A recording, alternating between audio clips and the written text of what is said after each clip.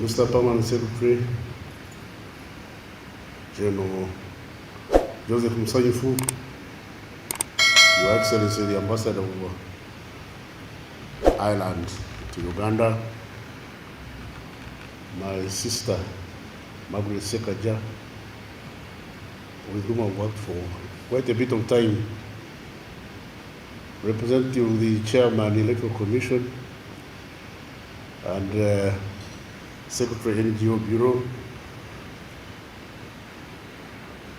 ladies and gentlemen in your respective capacities. It's not my intention to recruit you to the national resistance movement from the way I was dressed, but I must remind you that some of you who are permanent and pensioners are lucky. For us, we must apply for our jobs every 5 years. So I had gone to do the initiation in order to be able to go and sit my interview. And it's very fortunate that the interviewers sometimes are not as competent as the interviewee. There is a tendency to think that a member of parliament is omnipotent, that a member of parliament can turn women into men, create rivers, build bridges where there are no rivers and bring the water. Well, the French say, ça c'est la vie. That's the life we go through.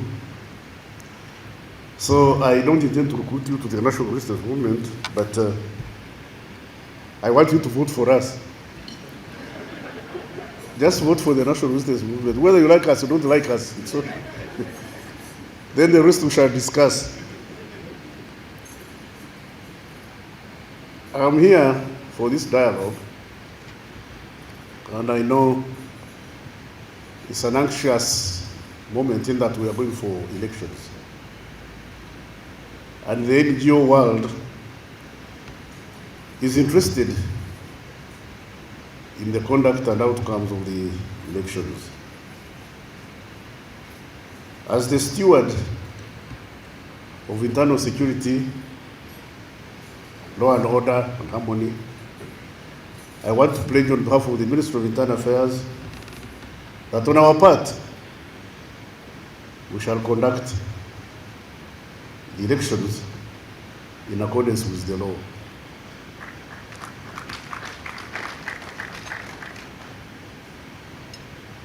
We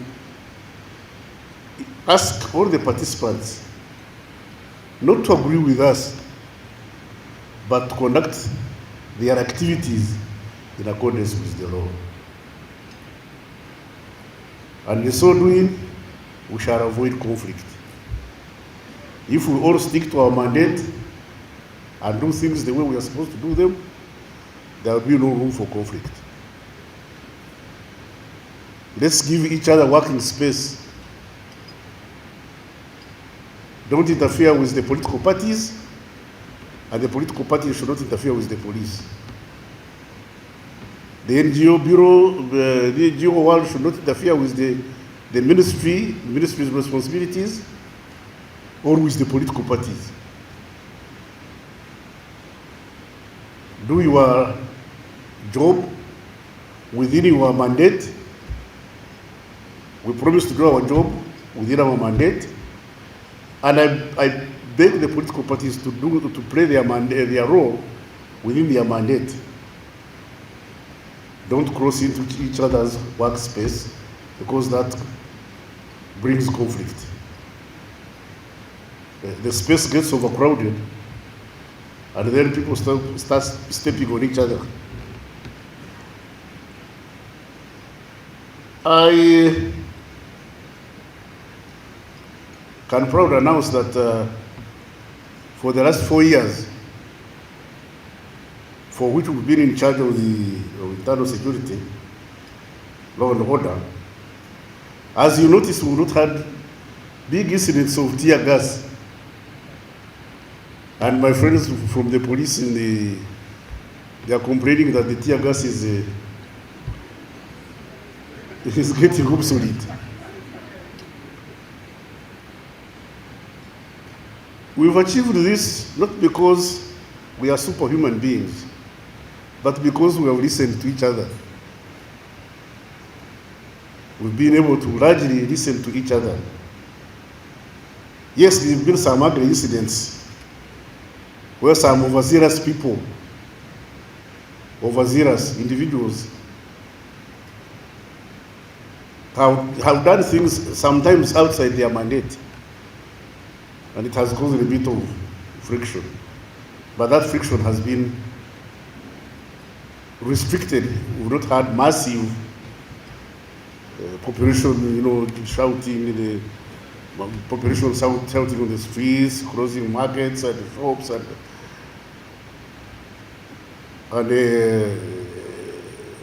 enforcement of law and order, which sometimes breeds,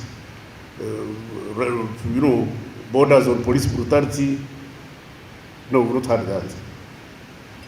And I would be very, very, very, very, very glad that as we go into the elections cycle. Election sometimes it tends to arise the mad element in us. People become very passionate, they become excited. What I want to tell Ugandans is that in this excitement, we should remember we are a third world. And the third worlds are not generally prosperous. So don't get attempted to burn the road that you are demonstrating. The Irish can afford to destroy their roads because they have the money to repair them. The road you are burning in Uganda that you are demonstrating is on credit. You destroy this road, which is on credit. And we'll have to borrow money to repair it or leave it the way it is. It is a damaged state. And you expect me to accept that? While the Irish government can allow its citizens to destroy their roads and some of the infrastructure, for us everything is on credit, we have to protect it. So let's exercise our democratic rights of free expression with responsibility. When you have one goat, you don't invite 1,000 guests. If you have one goat to serve, or one cow to serve, you don't invite 1,000 guests because there will be nothing. You have nothing to feed them with. So you can compatriot Ugandans, we are poor. And because we are poor, we must also behave like poor people. I hear people shout, emphasizing sovereignty. I've always told you that sovereignty in poverty is poverty of sovereignty. I want to repeat that sovereignty in poverty is poverty of sovereignty. So don't get excited about it. We are still a poor country. We should exercise our rights within our means. I may not even have the tear gas to throw at you when you start rioting, because I can't buy it. We don't manufacture tear gas, do we? So why do you want us to dispense tear gas, which we don't manufacture, as if it's medicine? Medicine, we can't avoid falling sick, but tear gas, we can afford to be disciplined. So that we avoid that expense of tear gas and police running around and fuel, burning fuel, chasing people who are excited about elections. Elections is not a do and die exercise. My view about elections is that it's competition for ideas. Elections is about competition for ideas. We express our ideas and let the population, rightly or wrongly, make a choice. Sometimes they make right choices, sometimes they make wrong choices. And then later on they will correct themselves if they make a wrong choice, or go on if they make a right choice. That's how we, the NRM, have managed to go to hang around for the last 30 or so years. We've managed to come this far because we've had the support and will of the governed. There are those who don't like us, but we don't force them to like us. And they should not force us to like them. There should be now, for you NRM, my party supporters, don't try to enforce your ideas on other people. Let them express their views. Wrong as their views may be, let them speak. Let them speak, let them shout, for as long as they do it within the law.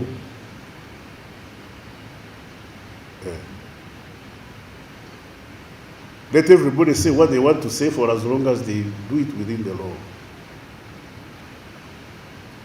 It's their constitutional right. But while exercising their constitutional right, they also have to respect the constitutional rights of other people.